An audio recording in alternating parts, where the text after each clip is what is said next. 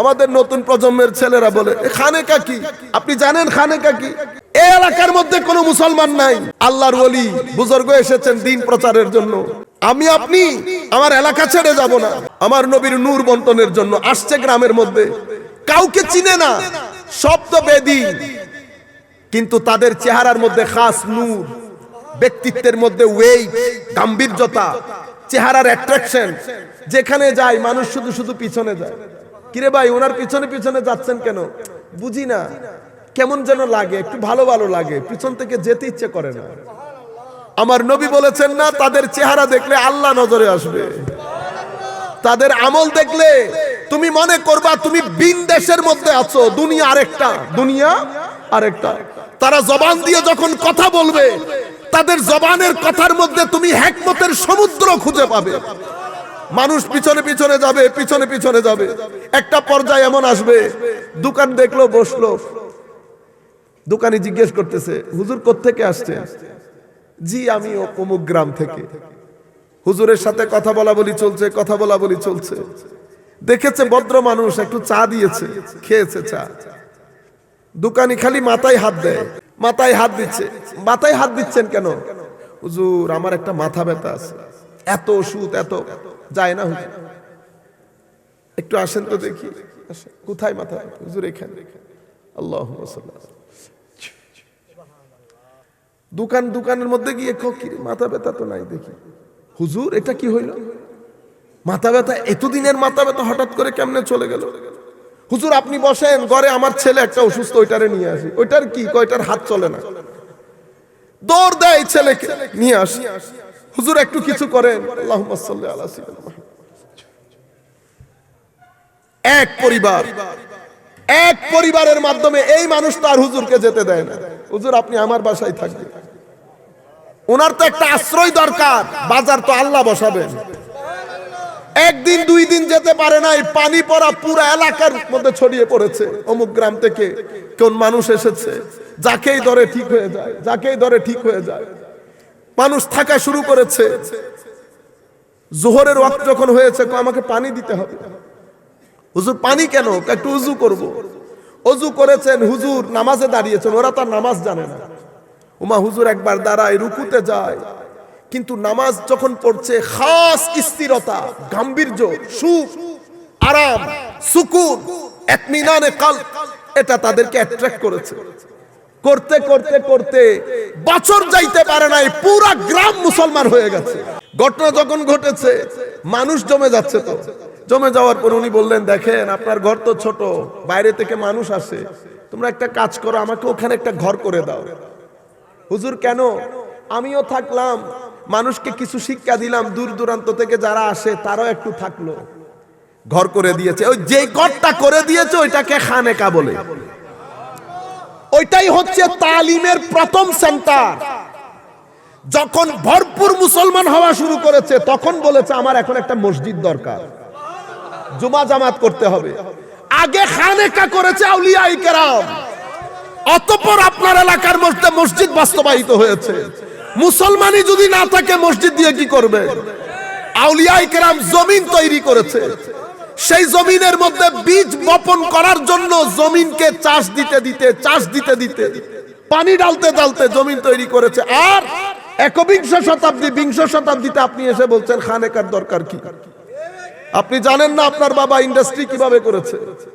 আপনার বাবা আরেকজনের ঘরে চাকরি করে করে মাথার গাম পায়ে ফেলেছে ইন্ডাস্ট্রি করার জন্য। আপনি দুনিয়াতে এসে প্রাডো গাড়িতে বসেছেন, আপনার বাবা প্রাডো গাড়িতে ছিলেন না, উনি রিক্সাতে চড়তেন, মাইলের পর মাইল হেঁটে যেতেন। বিল গেটস বলেন নাই আমার বাবা উকিল, সেই জন্য আমি 5 টাকা খরচ করতে খবর হয়। আমার ছেলের বাবা বিশ্বের অন্যতম ধনী, তার তো টাকা খরচ করতে কোনো খবর হয় না। আমাদেরও ঘটনা ঘটেছে সেরকম। বিংশ শতাব্দীতে এসে পুরানো ঘটনা সব ভুলে গেছি। আউলিয়ায়ে কেরাম কিভাবে অত্র এলাকার মধ্যে দিন প্রচার করেছে, কেন খানেকা করেছে, খানেকার পরে মসজিদ কিভাবে অস্তিত্বের মধ্যে এসেছে। জুমা জামাত করতে হবে, মুসলমানের সংখ্যা বেড়ে যাচ্ছে, কয়েকবার একটা মসজিদ করা দরকার। কেন? এখন তো আমরা পাঞ্জেগানা নামাজ সহ জুমার নামাজও পড়তে হবে। হুজুর জুমার নামাজ কি? কয়টা আমাদের সাপ্তাহিক নামাজ, সবাই মিলে একসাথে হয়ে পড়ব। এই হচ্ছে আমাদের আউলিয়ায়ে কেরামের ইতিহাস। জ্ঞান, বিজ্ঞান, দর্শন এদেরকে কথা বলতে দিত না। কেন? কারণ এরা কথা বললে কার বিরুদ্ধে যাচ্ছে? খ্রিস্টান ধর্মের বিরুদ্ধে যাচ্ছে। তো এরা মনে করতো যে জ্ঞান বিজ্ঞানের কথা বলা মানে হচ্ছে খ্রিস্টান ধর্মের সমালোচনা করা। সেই কারণে কেউ যদি কথা বলতো তো ঠুটি চেপে ধরতো। এখানে একটা দাপে সাপে নেউলে সম্পর্ক হয়ে উঠেছে না খ্রিস্টান ধর্ম আর বিজ্ঞানের সাথে। এই মুভমেন্ট, এই আন্দোলন একসময় জোরালো হয়েছে, জ্ঞান বিজ্ঞানের আন্দোলন। যেই জ্ঞান বিজ্ঞানের আন্দোলন জোরালো হয়েছে, ঘরে ঘরে আন্দোলন গড়ে উঠেছে। মুসলিম জ্ঞান বিজ্ঞান ট্রান্সলেট হয়ে ল্যাটিন ভাষায় ইংরেজিতে ঢোকা শুরু করেছে এবং এই মুভমেন্ট আরো জোরালো হয়েছে। জোরালো হওয়ার এক পর্যায়ে গিয়ে খ্রিস্টান ধর্ম নিজের পরাজয় মেনে নিতে বাধ্য হয়েছে। পরাজয় মেনে নিয়েছে, খ্রিস্টান ধর্মকে গির্জার ভিতরে ঢুকিয়ে দিয়েছে। খবরদার, তুমি বাইরে আসলে খবর আছে, বাইরে আসলে খবর আছে, বাইরে তোমার কোনো কথা নাই। ধর্মের বিরুদ্ধে একটা বিদ্বেষ সেই সমাজের মধ্যে জন্ম নিয়েছে। কেন? কারণ ধর্মের কারণে তারা এতদিন জ্ঞান বিজ্ঞান থেকে বঞ্চিত ছিল। জ্ঞান বিজ্ঞান থেকে বঞ্চিত হওয়ার কারণে সমাজ অনেক বেশি অনুন্নত ছিল। বুঝতে পেরেছেন আপনারা? এই সমাজ যেহেতু অনুন্নত ছিল, জ্ঞান বিজ্ঞানের কারণে সমাজ উন্নত হওয়া শুরু করেছে। তাদের বদ্ধমূল ধারণা হচ্ছে ধর্ম অনুন্নতির কারণ, জ্ঞান বিজ্ঞান হচ্ছে উন্নতির কারণ। ধর্ম মারামারির কারণ, জ্ঞান বিজ্ঞান হচ্ছে শৃঙ্খলার কারণ। মূল পয়েন্ট বুঝতে পেরেছেন আপনারা? এখন স্বাভাবিক বইপত্র লিখিত হয়েছে, ইংরেজির বইপত্র, সেই বইপত্রগুলো আমাদের এখানেও এসেছে। এখন আমাদের যারা পলিসি মেক করে, আমাদের যারা শিক্ষিত শ্রেণী, তারা আরবি পড়তে পারে না। আরবি পড়তে পারে না, তারা পড়তে পারে ইংরেজি, তারা পড়তে পারে ইংরেজি। তো ইংরেজি যখন পড়ে তারা তখন কি বলে? ধর্ম আর বিজ্ঞানের মধ্যে কি আছে? দূরত্ব আছে। ধর্ম কখনো চায় না বিজ্ঞানকে, বিজ্ঞানও কখনো চায় না ধর্মকে। এই ধরনের একটা চিন্তা চেতনা আমাদের মাথার ভিতরে ভর করেছে এবং আমরা এও নিজেরা নিজেদেরকে স্যাটিসফাই করেছি যে ধর্মের কথা বললে সমাজের মধ্যে অন্ধকার ছেয়ে যাবে, সমাজ সামনের দিকে যেতে পারবে না।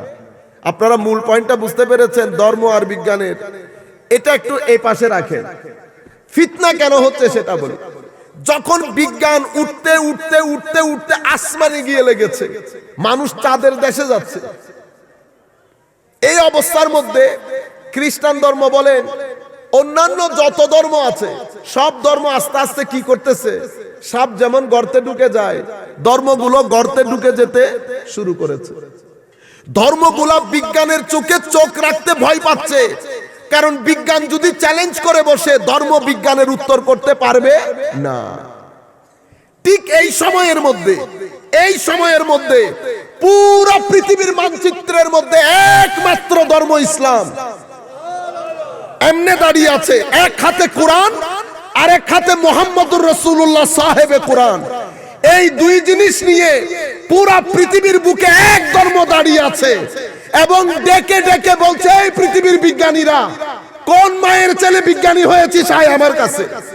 আমি বলছি হাজাল কিতাব লা রাইবা ফি, এই কিতাবের মধ্যে কোনো সন্দেহ নাই, পারলে ঠেকা, পারলে ঠেকা। এই কোরআনকে কেউ ফেস করতে পারছে না। আপনারা মনে করিয়েন না আমি চট্টগ্রাম থেকে উঠে আসছি। ইংল্যান্ড আমার জায়গা, দেশ। ইংল্যান্ড, আমেরিকা, ইউরোপ, যেখানে যাওয়ার জন্য আপনারা পাগল হয়ে যাচ্ছেন, সব জায়গা দেখা হয়ে গেছে। আমাদের দেশের মতো দেশ কোথাও নাই। এই দেশের মতো দেশ কোথাও না। আমরা কি হয়ে গেছি বলেন না? চোর হয়ে গেছি, ডাকু হয়ে গেছি এবং দেশপ্রেমের নাম দিয়ে দেশটাকে লুটে পুটে খাচ্ছি। আমরা হইলাম আসল দেশপ্রেমিক। আপনারা টাকা পয়সার দরকিনার, দেশের সার্বভৌমত্ব নষ্ট হয় এমন জিনিস আমাদেরকে কিনবেন তো দূরের কথা, টাকা দিয়ে আমাদের জুতো খরিদ করতে পারবেন না। যারা মদিনার বাজারে সকাল বিকাল বিক্রি হয়, বাগদাদের বাজারে সকাল বিকাল বিক্রি হয়, তাদের জুতো মিলিয়ন পাউন্ডের দাম আছে।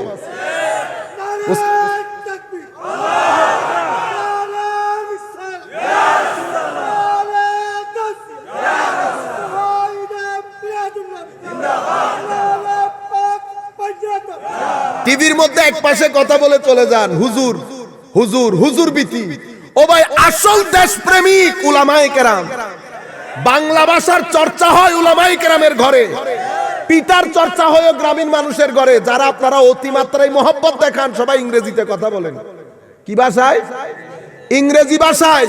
ভাষাগত দিক থেকে আপনারা বাংলাদেশকে লালন করেন না, সংস্কৃতির দিক থেকে আপনারা বাংলাদেশকে লালন করেন না, শুধু খই ফোটান। কি ফোটান? খই। আপনারা বুঝতে পেরেছেন? দারুণ দেশ। শুধু 7 দিনের জন্য যদি ভালো হয়ে যায়, আপনারা দেখেন না, রমজান মাস যখন আসে আমাদের দেশে কি হয় জানেন? ক্রাইম রেট কমে যায়, ডিভোর্স রেট কমে যায়, রেপ রেট কমে যায়, করাপশন কমে যায়, তারপরে হত্যাযজ্ঞ কমে যায়, অসামাজিক কার্যকলাপ কমে যায়। বাংলাদেশের মধ্যে একটা জান্নাতি হাওয়া বয়ে যায়। আমাদের যেই সমস্ত ভাইয়েরা মসজিদমুখী হয় না, তারাও মাথায় টুপি দিয়ে মসজিদের মধ্যে ঢুকে বসে থাকে। কিসের কারণে? শুধু মাহে রমজানের বরকতে। আপনি যখন মসজিদমুখী হয়েছেন, তিলাওয়াতমুখী হয়েছেন, জিকিরমুখী হয়েছেন, তাহাজ্জুদমুখী হয়েছেন, 1 মাস রোজা আপনার পুরো পৃথিবীকে বলে দিচ্ছে যে মুসলমান যদি আবার তিলাওয়াতমুখী হয়, জিকিরমুখী হয়, দরুদমুখী হয়, মুসলমানকে ঠেকায় রাখা সম্ভব হবে? আপনি বলবেন ক্রাইম রেট কেমনে কমায়? পুরো পৃথিবীর বুকে কোন মাসে কেউ বলতে পারবে না ক্রাইম রেট কমেছে। আপনি আমাকে জিজ্ঞেস করেন, আমি বলতে পারবো পুরো পৃথিবীর বুকে 47 বা 52টি মুসলিম দেশে ক্রাইম রেট কমে যায় শুধু মাহে রমজানের মধ্যে। আপনি আইন করে কমাইতে পারবেন?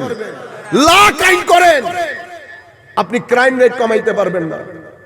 মনে রাখবেন, বাংলাদেশের ক্রাইম রেট কমার পেছনে, রেপ রেট কমার পেছনে, ইফটিজিং কমানোর পেছনে আইন যেরকম ভূমিকা রেখেছে, তার চেয়ে বড় ভূমিকা রেখেছে আউলিয়ায়ে কেরামের দরবার এবং এই মাহফিলগুলা।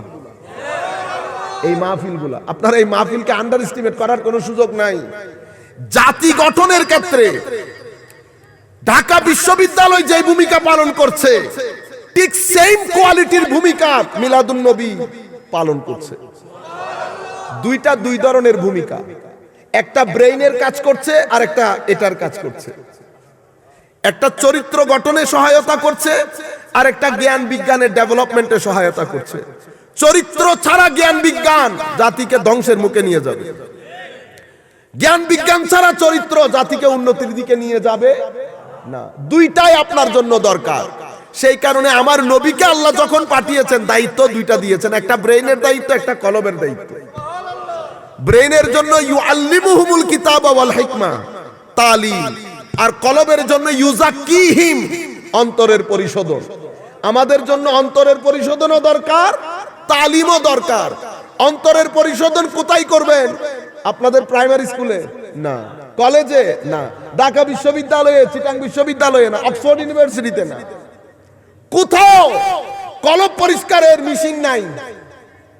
ওনারা কখনো আপনাকে বলবে না আল্লাহর ইবাদত করো। তোমার জিন্দেগির একটা উদ্দেশ্য আছে, তুমি মিথ্যা বলতে পারবা না। বড়কে সম্মান করতে হবে, ছোটকে স্নেহ করতে হবে, মানুষকে সহযোগিতা করতে হবে, অশ্লীলতা থেকে বেঁচে থাকো। কেউ কোনো যায়, কারণ এগুলো তাদের বিষয়ই না। ফিজিক্সের বিষয় এটা না, কেমিস্ট্রি ইকোনমিক্সের বিষয় এটা না, এটা কেউ শিখাবে না আপনাকে। এটা শুধুমাত্র মাহফিলে, দরবারে, মাদ্রাসায় শিখানো হবে। মাহফিল, দরবার, মাদ্রাসায় শিখানো হবে। হ্যাঁ, একটা জিনিস মাথায় রাখবেন, আমি যদি আমার দায়িত্ব পালন না করি তাহলে তো আমি ক্রিমিনাল। কিন্তু আমার দায়িত্ব এটা, যেমন আমি বলি মাহফিল, এই মাহফিলগুলা এটা হচ্ছে ধুপি ঘাট, ধূপার দোকান। এখানে একজন পরিষ্কার করবে আর একজন পরিষ্কার হবে, একজন শিখবে আর একজন শিখাবে। এটা বিনোদনের জায়গা না, এটা গান তামাশা করার জায়গা না, এটা হিংসা বিদ্বেষ ছড়ানোর জায়গা না, এটা রাজনীতি করার জায়গা না, এটা ধর্মের নামে তাফসীরে কোরআন করার, রাজনীতির নামে তাফসীরে কোরআন করার জায়গা না।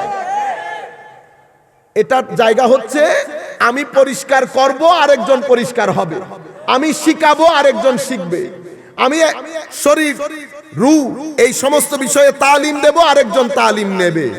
আমি যদি তালিম না দিয়ে বকওয়াস করি, আমি আমানতের খেয়ানত করেছি, আমানতের খেয়ানত করেছি। আপনারা বুঝতে পারেন? আমি দায়িত্ব পালন না করলে সেজন্য আমি দোষী। কিন্তু মাহফিল করা কি জন্য হয়? আপনারা সব জায়গায় শুনি। সেদিন এক জায়গায় এক ভদ্রলোক বলছেন, মাহফিল করে কি হয়? ইন্না লিল্লাহি ওয়া ইন্না ইলাইহি রাজিউন। আপনি আমার রেসপন্সিবিলিটিকে এত আন্ডারএস্টিমেট করছেন। মিম্বরে রাসূল, যেটাকে যেখান থেকে জুমার খুতবা আসে, খতিবরা দান করেন, মাহফিল উলামায়ে কেরাম যেখানে স্পিচ করেন, দরবার যেখানে সুফিয়ায়ে কেরাম চরিত্রের পরিশোধন করেন, একটা জাতিকে সভ্যতার জায়গায় নিয়ে যাওয়ার জন্য এই জিনিসগুলো যদি আপনি পিছনে ফেলে দেন, আমি আপনাকে ক্যাটাগরিক্যালি বলে দিচ্ছি, কোন ধরনের ইফ, কোন ধরনের বাট ছাড়া আপনি আপনার শিক্ষা দিয়ে বিল্ডিং বানাইতে পারবেন, কোনো সন্দেহ নাই। ইন্ডাস্ট্রি হবে, টাকা পয়সা হবে, কোনো সন্দেহ নাই, আপনি অনেক কিছু হয়ে যাবেন। কিন্তু মনে রাখবেন, সমাজকে শান্তি, সমাজের মধ্যে শান্তি প্রতিষ্ঠা করতে পারবেন না, সমাজকে ডিপ্রেশন থেকে বাঁচাতে পারবেন না, নতুন প্রজন্মকে ফ্রাস্ট্রেশন থেকে বাঁচাতে পারবেন না, আপনি পারবেন না। End of the story. বিশ্ব স্বাস্থ্য সংস্থা আজকে কত বছর ট্রাই করছে, তারা পারে নাই। আমরা এখান থেকে বসে পারবো? যদি পারতো তো আমেরিকা পারতো, যদি পারতো তো ইংল্যান্ড পারতো। সমস্ত পৃথিবীর মধ্যে হাহাকার আছে, সবাই শান্তির পেছনে ছুটছে, শান্তির কোথাও দেখা নাই।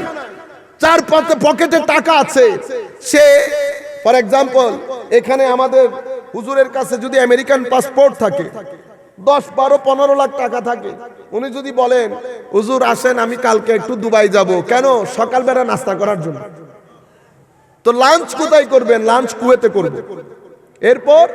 এরপর একটু কাতারে গিয়ে ছোট ভাইয়ের সাথে দেখা করে আমি আমেরিকায় চলে যাব। এটা একেবারে স্বাভাবিক একটা জিনিস। এটা কিরকম জিনিস জানেন? আমি সকালে নূরজাহানে গিয়ে নাস্তা করা যেরকম, এই জিনিসটা ওনার জন্য সেরকম। আপনার পকেটে যদি টাকা থাকে, লাল একটা পাসপোর্ট থাকে, পৃথিবীর যেই কোনায় যাবেন, যেই কিছু আপনি খরিদ করতে পারবেন। মানুষ খরিদ করছে, মানুষ যাচ্ছে, কিন্তু একটা জিনিস কোনো বাজারে পাওয়া যায় না, সেটার নাম কি? শান্তি। সেই শান্তি শুধু মদিনার বাজারে পাওয়া যায়। এবং সেই শান্তি মদিনা শরীফের সাথে যারা চ্যানেল দিয়েছে, অত্র এলাকার মধ্যে আবেদ শাহ মুজাদ্দিদি রহমতুল্লাহি আলাইহি সহ, মুফতি আমিনুল ইহসান সহ, অত্র বাংলাদেশের মধ্যে শাহজালাল ইয়েমেনিরা, যারা আমার নবীর ওই মদিনার বাজার থেকে শান্তি খরিদ করে পুরো বাংলাদেশের বাজারে বাজারজাত করেছে, তাদের দরবার বাদে শান্তি কোথাও নাই। মূল পয়েন্ট যেখান থেকে শুরু করেছিলাম, উন্নত হচ্ছে, হয়ে গেছে উন্নত, কিন্তু পৃথিবী শান্তি প্রতিষ্ঠা করতে পারে নাই। আমেরিকার সমাজ ব্যবস্থা ভেঙে পড়েছে, ইংল্যান্ডের সমাজ ব্যবস্থা ভেঙে পড়েছে। পরিবার বলে কোনো কথা নাই, মানুষের মধ্যে হাহাকার, ঘরের মধ্যে চাকচিক্য আছে, আধুনিক থেকে আধুনিকতর, বাইরে দামি দামি গাড়ি, আপনি ভিতর থেকে শুধু হু হু শব্দ আসে। শান্তি নাই, শান্তি নাই আমার ভাইরা। কেন? আপনি আমার নবীর আনিত বিধান ছেড়ে পৃথিবীর জমিনে থেকে আপনি শান্তি কামনা করবেন, মহাল, অসম্ভব, অসম্ভব। সেই কারণে পৃথিবীর মানুষ যখন হুমড়ি খেয়ে পড়েছে শান্তির আশায়, তারা কখনো এই ধর্মের কাছে, কখনো ওই ধর্মের কাছে ছুটে বেড়ায়। শেষ পর্যন্ত তারা শান্তির আশ্রয় পেয়েছে কোরআনে পাকের মধ্যে, আমাদের ইসলামের মধ্যে, আমার নবীর বাজারের মধ্যে। যখন পৃথিবীর মানুষ হুমরিকে ইসলাম কবুল করছে, পৃথিবী চিন্তিত হয়ে গেছে, পৃথিবী চিন্তিত হয়ে গেছে। এটা কি ধরনের কথা? পৃথিবী ধর্ম বিমুখ, আমরা ধর্ম বিমুখ, কিন্তু কুল কায়নাতের লোকজন ইসলাম মুখী। মানুষ উপাসনালয়ে কেউ যায় না, শুধুমাত্র মসজিদগুলা জিন্দা আছে এখনো পর্যন্ত, এবং জিন্দা থাকবে যতদিন পর্যন্ত বাংলাদেশে মাজার এবং খানেকা থাকবে। এই তাসির গুলা মসজিদের মধ্যে যাবে। আমাদের নতুন প্রজন্মের ছেলেরা বলে খানেকা কি? আপনি জানেন খানেকা কি? কথা বললে তো আবার আরেক জায়গায় চলে যাবে। এই এলাকার মধ্যে কোনো মুসলমান নাই, আল্লাহর ওলি বুজুর্গ এসেছেন দিন প্রচারের জন্য। আমি আপনি আমার এলাকা ছেড়ে যাব না। এই বুজুর্গানে দিনগুলা নিজের দেশ, সমাজ, পরিবার, পরিজন ত্যাগ করে দিক বিদিক ছুটাছুটি করেছে আমার নবীর নূর বন্টনের জন্য। আমার নবীর নূর বন্টনের জন্য আসছে গ্রামের মধ্যে, কাউকে চিনে না, শব্দ বেদী, কিন্তু তাদের চেহারার মধ্যে খাস নূর, ব্যক্তিত্বের মধ্যে ওয়েট, গাম্ভীর্যতা, চেহারার অ্যাট্রাকশন। যেখানে যায় মানুষ শুধু শুধু পিছনে যায়। কিরে ভাই, ওনার পিছনে পিছনে যাচ্ছেন কেন? বুঝি না, কেমন যেন লাগে, একটু ভালো ভালো লাগে, পিছন থেকে যেতে ইচ্ছে করে না। আমার নবী বলেছেন না, তাদের চেহারা দেখলে আল্লাহ নজরে আসবে, তাদের আমল দেখলে তুমি মনে করবা তুমি বিন দেশের মধ্যে আছো, দুনিয়া আরেকটা, দুনিয়া আরেকটা। তারা জবান দিয়ে যখন কথা বলবে, তাদের জবানের কথার মধ্যে তুমি হিকমতের সমুদ্র খুঁজে পাবে। মানুষ পিছনে পিছনে যাবে, পিছনে পিছনে যাবে। একটা পর্যায়ে এমন আসবে, দোকান দেখলো, বসলো, দোকানি জিজ্ঞেস করতেছে, হুজুর কোত্থেকে আসছে? জি আমি অমুক গ্রাম থেকে। হুজুরের সাথে কথা বলা বলি চলছে, কথা বলা বলি চলছে। দেখেছে ভদ্র মানুষ, একটু চা দিয়েছে, খেয়েছে চা। দোকানি খালি মাথায় হাত দেয়। আমি এমনিতে মূল ঘটনাটা আপনারা বুঝার মতো করে বলছি, আবার আপনারা মনে করিয়েন আমি এমনিতে একটা গল্প করে চলে যাচ্ছি, সেরকম না। মূল ঘটনাটা আমি আপনারা বুঝার মতো করে বলছি, শুধু এতটুকু। মাথায় হাত দিচ্ছে। মাথায় হাত দিচ্ছেন কেন? হুজুর আমার একটা মাথা ব্যথা আছে, এত ওষুধ, এত যায় না হুজুর, একটু আসেন তো দেখি। কোথায় মাথা ব্যথা? হুজুর এখানে। আল্লাহুম্মা সাল্লি। দোকানের মধ্যে গিয়ে মাথা ব্যথা তো নাই দেখি। হুজুর এটা কি হইল? মাথা ব্যথা, এতদিনের মাথা ব্যথা হঠাৎ করে কেমনে চলে গেল? হুজুর আপনি বসেন, ঘরে আমার ছেলে একটা অসুস্থ, ওইটারে নিয়ে আসি। ওইটার কি? কয়টার হাত চলে না। দৌড় দেয় ছেলেকে নিয়ে আসি। হুজুর একটু কিছু করেন। আল্লাহুম্মা সাল্লি আলা সাইয়্যিদিনা মুহাম্মদ। এক পরিবারের মাধ্যমে এই মানুষটা আর হুজুরকে যেতে দেয় না। হুজুর আপনি আমার বাসায় থাকবেন। ওনার তো একটা আশ্রয় দরকার, বাজার তো আল্লাহ বসাবেন। একদিন দুই দিন যেতে পারে নাই, পানি পড়া পুরো এলাকার মধ্যে ছড়িয়ে পড়েছে। অমুক গ্রাম থেকে কোন মানুষ এসেছে, যাকেই ধরে ঠিক হয়ে যায়, যাকেই ধরে ঠিক হয়ে যায়। মানুষ থাকা শুরু করেছে। জোহরের ওয়াক্ত যখন হয়েছে, আমাকে পানি দিতে হবে। হুজুর পানি কেন? একটু উজু করব। অজু করেছেন, হুজুর নামাজে দাঁড়িয়েছেন, ওরা তার নামাজ জানে না। উমা হুজুর একবার দাঁড়ায়, রুকুতে যায়, কিন্তু নামাজ যখন পড়ছে খাস স্থিরতা, গাম্ভীর্য, সুখ, আরাম, সুকুন, ইতমিনানে কলব, এটা তাদেরকে অ্যাট্রাক্ট করেছে।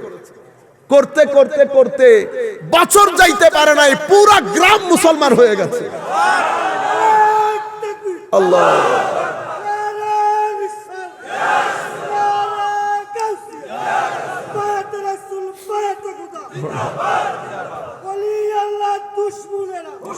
সম্মানিত উপস্থিতি, ঘটনা যখন ঘটেছে মানুষ জমে যাচ্ছে। তো জমে যাওয়ার পর উনি বললেন, দেখেন আপনার ঘর তো ছোট, বাইরে থেকে মানুষ আসে, তোমরা একটা কাজ করো, আমাকে ওখানে একটা ঘর করে দাও। হুজুর কেন? আমিও থাকলাম, মানুষকে কিছু শিক্ষা দিলাম, দূর দূরান্ত থেকে যারা আসে তারাও একটু থাকলো। ঘর করে দিয়েছে। ওই যে ঘরটা করে দিয়েছে ওইটাকে খানেকা বলে। ওইটাই হচ্ছে তালিমের প্রথম সেন্টার। যখন ভরপুর মুসলমান হওয়া শুরু করেছে, তখন বলেছে আমার এখন একটা মসজিদ দরকার, জুমা জামাত করতে হবে। আগে খানেকা করেছে আউলিয়ায়ে কেরাম, অতঃপর আপনার এলাকার মধ্যে মসজিদ বাস্তবায়িত হয়েছে। মুসলমানই যদি না থাকে, মসজিদ দিয়ে কি করবে? আউলিয়ায়ে কেরাম জমিন তৈরি করেছে, সেই জমিনের মধ্যে বীজ বপন করার জন্য জমিনকে চাষ দিতে দিতে পানি ডালতে ডালতে জমিন তৈরি করেছে। আর একবিংশ শতাব্দী, বিংশ শতাব্দীতে আপনি এসে বলছেন খানেকার দরকার কি? আপনি জানেন না আপনার বাবা ইন্ডাস্ট্রি কিভাবে করেছে? আপনার বাবা আরেকজনের ঘরে চাকরি করে করে মাথার গাম পায়ে ফেলেছে ইন্ডাস্ট্রি করার জন্য। আপনি দুনিয়াতে এসে প্রাডো গাড়িতে বসেছেন, আপনার বাবা প্রাডো গাড়িতে ছিলেন না, উনি রিক্সাতে চড়তেন, মাইলের পর মাইল হেঁটে যেতেন। বিল গেটস বলেন নাই আমার বাবা উকিল, সেই জন্য আমি 5 টাকা খরচ করতে খবর হয়। আমার ছেলের বাবা বিশ্বের অন্যতম ধনী, তার তো টাকা খরচ করতে কোনো খবর হয় না। আমাদেরও ঘটনা ঘটেছে সেরকম। বিংশ শতাব্দীতে এসে পুরানো ঘটনা সব ভুলে গেছি। আউলিয়ায়ে কেরাম কিভাবে অত্র এলাকার মধ্যে দিন প্রচার করেছে, কেন খানেকা করেছে, খানেকার পরে মসজিদ কিভাবে অস্তিত্বের মধ্যে এসেছে। জুমা জামাত করতে হবে, মুসলমানের সংখ্যা বেড়ে যাচ্ছে, কয়েকবার একটা মসজিদ করা দরকার। কেন? এখন তো আমরা পাঞ্জেগানা নামাজ সহ জুমার নামাজও পড়তে হবে। হুজুর জুমার নামাজ কি? এটা আমাদের সাপ্তাহিক নামাজ, সবাই মিলে একসাথে হয়ে পড়বো। এই হচ্ছে আমাদের আউলিয়ায়ে কেরামের ইতিহাস।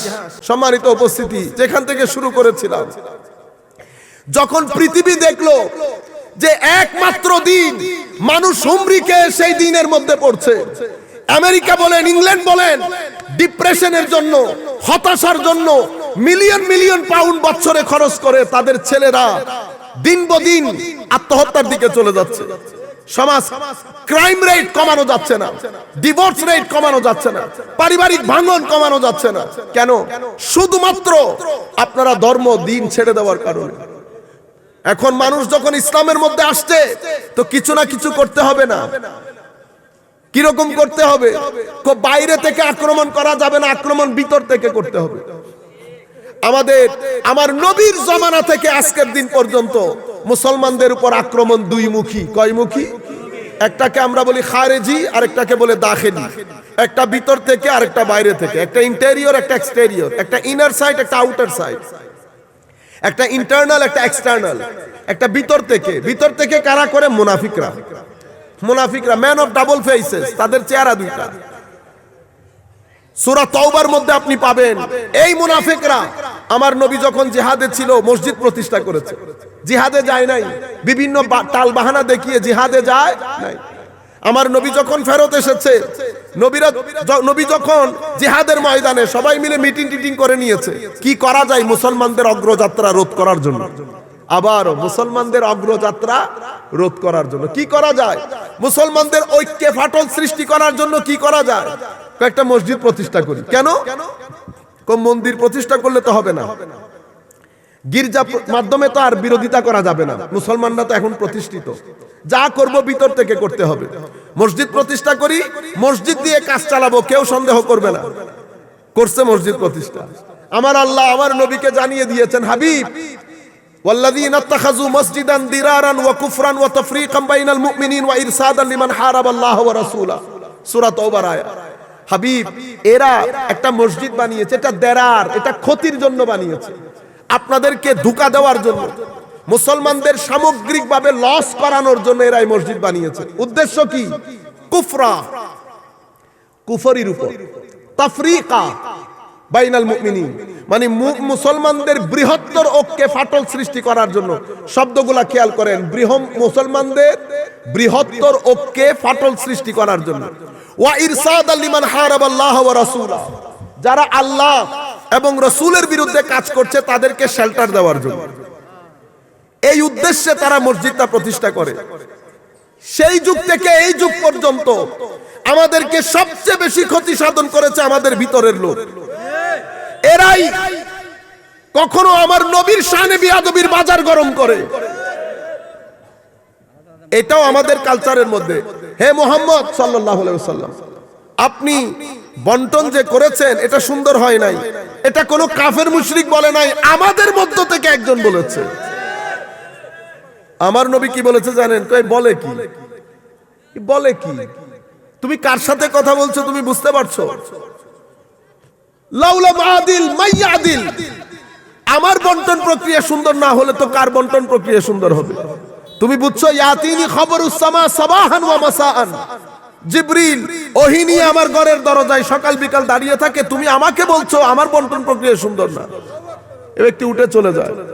আমার নবী তার দিকে দেখে বলে, এর উদর থেকে কিছু মানুষ আসবে, তারা আসতে থাকবে, তাদের শেষ প্রজন্ম দাজ্জালের সাথে গিয়ে মিশে আমার উম্মতের বিরুদ্ধে কাজ করবে।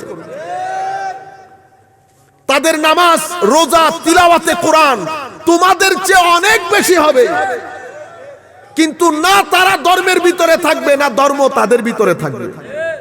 আপনি কিছু আমি যে কথাগুলো বলছি কিছু করতে হচ্ছে না। কালকে গুগলের মধ্যে বুখারী শরীফ লিখবেন, আসবে, সেখানে লিখবেন, আরবিতে তো লিখতে পারবেন না, আরবিতে লিখলে কিতাবুল খাওয়ারিজ, আর যদি ইংরেজিতে লেখেন, লিখবেন বুক অফ খারিজাইত, বুকস অফ খারিজাইত।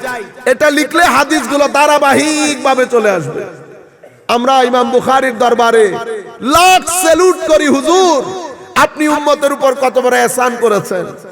এই হাদিসগুলো যদি কিতাবের মধ্যে আপনি ইনক্লুড না করতেন, আজকে আমরা বড় দুঃখায় পড়ে যেতাম। সেই জায়গার মধ্যে আমার নবী স্পষ্ট ভাষায় বলছে, কি বলছে? যে তারা না দ্বীনের ভিতরে থাকবে, না দ্বীন তাদের ভিতরে থাকবে। এই মানুষগুলোর মাধ্যমে তো ভিতর থেকে আমার নবীর শানে বেয়াদবি, এরপরে আমার নবী দুনিয়া থেকে যেতে পারে নাই, এই খারেজিরা আলে বাইত রাসূলের শানে বেয়াদবি করে হযরত আলী রাদিয়াল্লাহু তাআলা আনহুকে কাফের ফতোয়া দিয়েছে।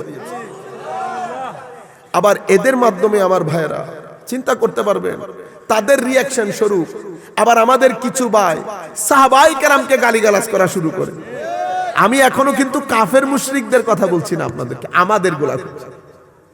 কেউ আলে বাইতকে গালি দেয়, কেউ সাহাবায়ে কেরামকে গালি দেয়, আবার আমাদের মধ্যে কেউ আউলিয়ায়ে কেরামের পিছনে লেগে আছে। ও ভাই, যাদের মাধ্যমে কুল কায়নাতের মধ্যে দ্বীন প্রতিষ্ঠিত হয়েছে। এটা হযরত খাজা মুঈনুদ্দিনের মাস না? আমার ভাইয়েরা কি বলে, খাজা বাবা কি কি কি বলে না? ও ভাই, পলিটিক্স করতেছেন আজকে কয়দিন? আমরা যদি 50 বছরও ধরি, সমগ্র বাংলাদেশের মুসলমান মিলে আমরা কয়জন মুসলমান করেছি? নাম কি ওনার জানেন?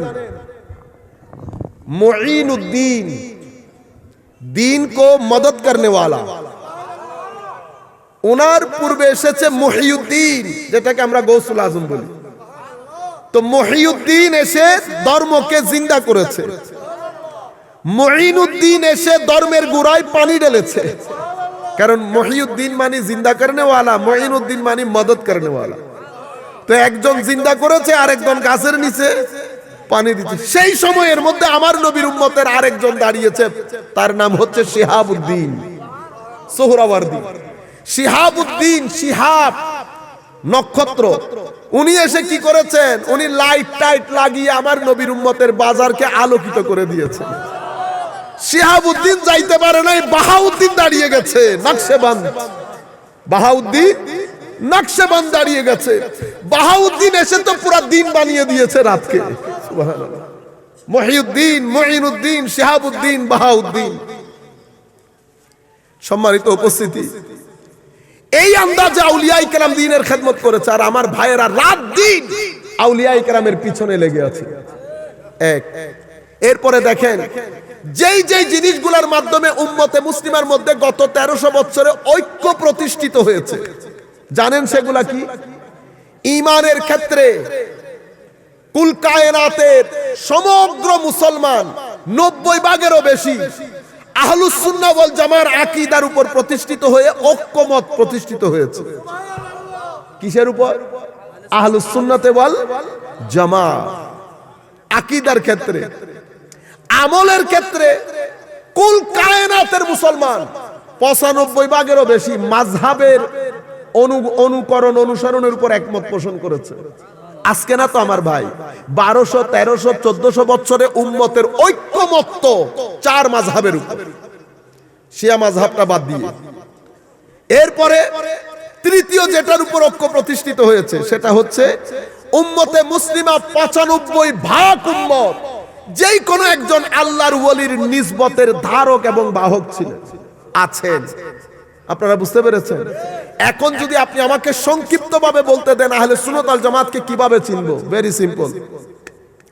আহলে সুন্নাত ওয়াল জামাত পৃথিবীর যেই প্রান্তে যাবেন যান, তালাল বদরু আলাইনা এই নাচ শুনে যার ভিতর কেঁপে উঠবে, যার চেহারার মধ্যে হাসি দেখবেন, চেহারার মধ্যে একটা মস্তি দেখবেন, সুন্নি। কেন? আহলে সুন্নাত ওয়াল জামাতের বৈশিষ্ট্য হচ্ছে এরা আমার নবীর ইশক মহব্বতের ধারক বাহক। আউলিয়ায়ে কেরাম প্রথমে আলে বাইতে রাসূলের মহব্বতের ধারক বাহক, এরা সাহাবায়ে কেরাম এবং আউলিয়ায়ে কেরাম। কয় মহব্বত বলেছি? ইশকে রাসূল, হুব্বে আলে বাইত, সাহাবায়ে কেরাম, আউলিয়ায়ে কেরাম। এই জিনিসগুলোর উপর তারা ফানা। এটা আহলে বাইত, এটা আহলুস সুন্নাত ওয়াল জামাত চিনার উপায়। দ্বিতীয়, আহলুস সুন্নাত ওয়াল জামাত পৃথিবীর যেই প্রান্তে যাবেন যান, আহলুস সুন্নাত ওয়াল জামাত কোনো না কোনো মাযহাবের অনুসরণ করে। তৃতীয়, পৃথিবীর যেই প্রান্তে যাবেন যান, আহলুস সুন্নাত ওয়াল জামাত কখনো উগ্রপন্থীর সাথে জড়িত ছিল না, নাই, থাকবেও না। আপনারা বুঝতে পেরেছেন? এটা উম্মতের গত 1400 বছরের ধারাবাহিকতা। হঠাৎ করে উম্মতের মধ্যে একটা আন্দোলন শুরু হয়েছে। কখন? যখন উম্মতে মুসলিমা লাঠি হারিয়ে ফেলে। লাঠি হারিয়ে ফেলে। লাঠি কতদিন ছিল মুসলিমের হাতে? 1200 বছর। আজকে আমি কলেজ বিশ্ববিদ্যালয়ের ছাত্রদেরকে বলছি, আপনারা আমেরিকা, ইংল্যান্ড, ইউরোপ পুরো বিশ্বে নেতৃত্ব দিচ্ছে, কোনো সন্দেহ নাই। বর্তমান সভ্যতার তারা নেতৃত্বের মধ্যে কোনো সন্দেহ নাই। কিন্তু আপনি তাদেরকে তুলে ধরতে গিয়ে আমাদের 1200 বছরকে যখন বৃদ্ধাঙ্গুলি প্রদর্শন করেন, তখন আমাদের বড় হাসি পায়। কি পায়? হাসি পায়।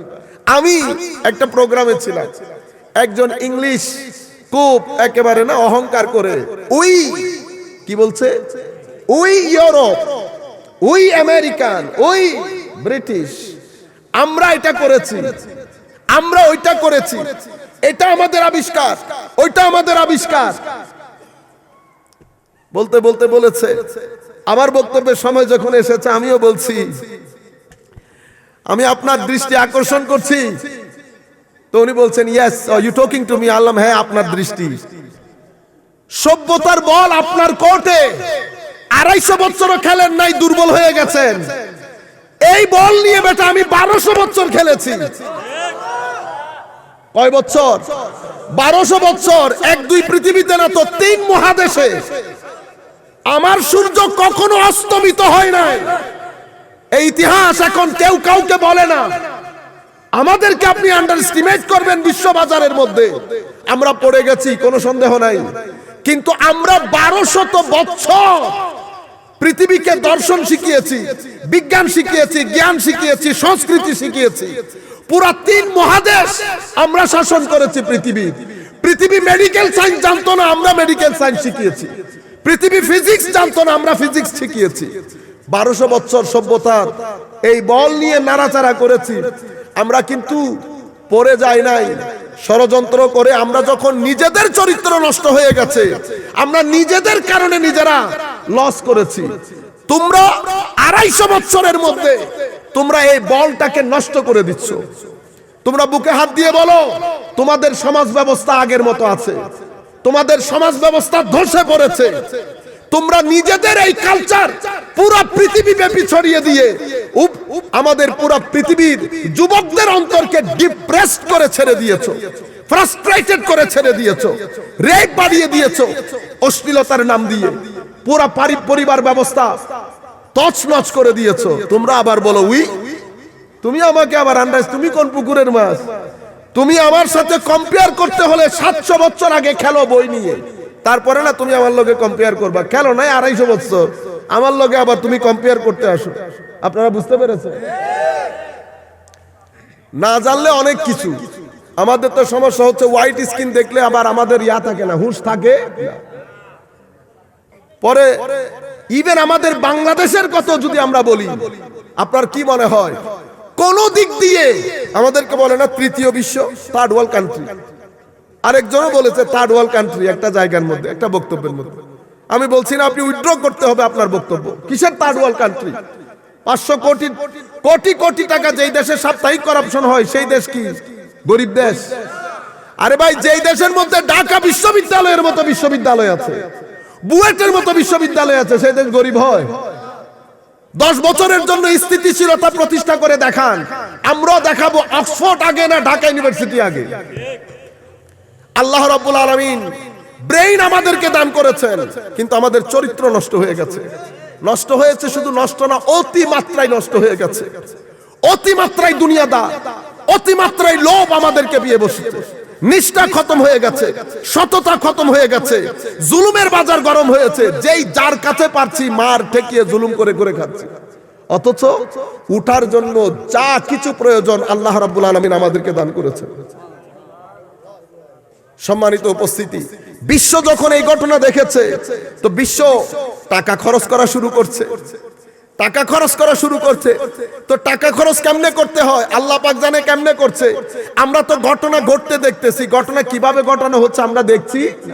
আমরা দেখছি হঠাৎ করে যুবকদের মধ্যে একটা উত্থান, মাযহাবের বিরুদ্ধে, আমার নবীর ইশক আদবের বিরুদ্ধে, মিলাদুন নবীর বিরুদ্ধে।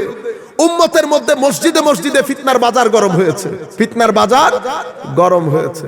এখন বুঝতে পারছেন ব্যাকগ্রাউন্ড কোন জায়গার মধ্যে ঘটেছে, এই জায়গার মধ্যে সমস্যার সৃষ্টি হয়েছে। সম্মানিত উপস্থিতি, আমরা যেই কথা যেই সূরাটা শুরু করেছিলাম, আর আইতাল্লাযী ইউকাযযিবু বিদ্দীন ফাযালিকাল্লাযী ইয়াদউল ইয়াতীম, তো এখানে কৃপণতা হয়েছে। কার আলামত? মুনাফিকের আলামত। কার আলামত? মুনাফিকের আলামত। এরপরে নামাজ ছেড়ে দেওয়া। কোন নামাজ? যেই নামাজের ভিতরে রূহ আছে সেই নামাজ আমরা ছেড়ে দিয়েছি। এরপরে তৃতীয় মুনাফিকদের আলামত হচ্ছে লোক দেখানোর জন্য নামাজ পড়া। আল মিরাআ, সেটা কোথায় পেয়েছি? সূরার মধ্যে আছে তো। ফাওয়াইলুল লিল মুসাল্লিন আল্লাযীনা হুম আন সালাতিহিম সাহুন আল্লাযীনা হুম ইউরাউন। নামাজ আছে কিন্তু নামাজের মধ্যে লোক দেখানি ভাবও আছে। এরপরে কি আছে? ওয়ায়ামনাউন আল মাউন, যাকাত দেয় না, মানুষকে সহযোগিতা করে না। তো এই সূরার মধ্যে মুনাফিকের চারটা আলামত বর্ণিত হয়েছে। কৃপণতা, নামাজ ছেড়ে দেওয়া মানে রুহে নামাজ, নামাজের মধ্যে লোক দেখানো ভাব, এরপরে যাকাত, চারটা জিনিস বলা হয়েছে। এরপরে শুরু হয়েছে ইন্না আতওয়াইনা কাল কাউসার, ইন্না আতওয়াইনা কাল কাউসার। মুনাফিকদের এই ষড়যন্ত্রের কারণে আমার নবী অনেক ডিস্টার্ব, না অনেক ডিস্টার্ব। এর মধ্যে আরেক মুনাফিক কি বলবে? মুহাম্মদ সাল্লাল্লাহু আলাইহি ওয়াসাল্লাম কোন পুত্র টুত্র নাই, পুত্র ছাড়া আরবের মধ্যে 2 পয়সার দাম নাই, 2 পয়সার দাম। আমার নবী সাল্লাল্লাহু আলাইহি ওয়াসাল্লামের শানে যখন এই বেয়াদবি করেছে, আপনাদেরকে এটাও বলে রাখি, পবিত্র কোরআনের মধ্যে অন্যান্য নবীদের শানেও বেয়াদবি হয়েছে। নবীদের শানে বেয়াদবি করলে নবীরাই উত্তর করতেন। নবীদেরকে নির্বোধ বলা হয়েছে, নবীরা নিজেই বলেছেন লাইসা বিসাফাহা, আমি নির্বোধ নই। একমাত্র ব্যতিক্রম আমার নবীর ক্ষেত্রে। আমার নবীর শানে বেয়াদবি হলে আমার নবী কিছু বলতেন না। আমার নবী জবান নাড়ানোর আগে আল্লাহ কোরআন শরীফ নাযিল করে দিতেন। হাবিব আপনাকে বলতে হবে না, আমি থাকতে আপনি বলবেন কেন? আমাকে বলতে দেন। এই আস বিন ওয়াইল আমার নবীকে আবতার বলেছে। কি বলেছে? আবতার, কোন বংশ নাই, নির্বংশ। এটা বলার দের আমার আল্লাহ ইন্না আতাইনা কাল কাউসারের সমুদ্র বইয়ে দিয়েছে। হাবিব কি বলেন আপনি আবতার? আমি আপনাকে খাইরে কাসীর তথা আমার যত নিয়ামত, যত ধরনের জিনিস নিয়ামত হতে পারে, ইলম নিয়ামত, কোরআন নিয়ামত, শরীয়ত নিয়ামত, তরিকত নিয়ামত, মারিফত নিয়ামত, যা যা কিছু নিয়ামত হতে পারে, কোরআন নিয়ামত, আপনার উম্মত নিয়ামত, যা কিছু নিয়ামত হইতে পারে হাবিব, সবকিছু আমি আপনাকে একেবারে চূড়ান্ত পর্যায়ে কাসীর আমি আপনাকে দান করেছি। আমি আপনাকে দান করেছি। বেকুব কি বলে? আপনি কেন কান দেবেন হাবিব? রয়ে গেল আওলাদ। আমরা যদি শুধুমাত্র আওলাদও ধরি তো আওলাদের মধ্যে আমার আল্লাহ ফাতেমাতুজ জাহরা রাদিয়াল্লাহু তাআলা আনহার পেট মুবারককে আমার নবীর বংশ পরিক্রমা জারি করার জন্য এই পেট মুবারককে এত বরকত দান করেছেন। রুয়ে জমিনের মধ্যে যেখানেই যাবেন যান, আলে বাইতে রাসূলের ছড়াছড়ি এক পেট থেকে, ফাতেমাতুজ জাহরা রাদিয়াল্লাহু তাআলা আনহার পেট থেকে। শুধু কি তাই? ইলমে শরীয়ত বলেন, ইলমে তরিকত বলেন, ইলমে মারিফত বলেন, আমার নবীর শরীয়তের মধ্যে যত খেদমত, প্রত্যেক খেদমতের পেছনে মূল জায়গায় আলে বাইতে রাসূল। আপনি বলবেন হুজুর ইমামে আজম তো আলে বাইত ছিল না। ইমামে আজম আলে বাইত ছিল না, কথা ঠিক, কিন্তু ইমামে আজম যেই ইন্ডাস্ট্রিতে হয়েছেন সেই ইন্ডাস্ট্রি আলে বাইতে রাসূল। ইমাম জাফরুস সাদিক আলাইহিস সালাম রাদিয়াল্লাহু তাআলা আনহু আরদা, হুজুর ইমামে আজম বলছেন আমি ইমাম জাফরুস সাদিকের মজলিসে যদি 2 বছর না বসতাম আমি ইমামে আজম আবু হানিফা হতাম না। উনি আহলে বাইত রাসূলের ইমাম। আপনি কার কাছে যাবেন? হুজুর গৌসুল আজম মুহিউদ্দিন ও আহলে বাইত, মুঈনুদ্দিন ও আহলে বাইত, শিহাবউদ্দিন ও আহলে বাইত, বাহাউদ্দিন ও আহলে বাইত। সেই যুগ থেকে এই যুগ পর্যন্ত যাদের মাধ্যমে শরীয়ত তরিকত মারিফতের খেদমত হয়েছে, প্রত্যেক ব্যক্তির মূল আহলে বাইত রাসূল সাল্লাল্লাহু আলাইহি ওয়াসাল্লাম। এভাবে আমার আল্লাহ আমার নবীকে খুশি করেছেন। আবার ইন্না আতাইনা কাল কাউসারের আগে সূরা দোহা না, সূরা দোহা, সেই সূরা দোহার মধ্যে আমার আল্লাহ আমার নবীকে বলেছেন একবার, হাবিব আপনি মন খারাপ করবেন না। কি বলে আমি আপনাকে ছেড়ে দিব, আমি আপনাকে পরিত্যাগ করব? হাবিব হতে পারে না। সমস্ত কোরআন দেখেন, প্রত্যেক নবীকে আল্লাহ নাম ধরে দেখেছেন। আমি আপনাদের ফিকির চিন্তার একটা খোরাক দিচ্ছি, বিশেষ করে ইয়ুথকে।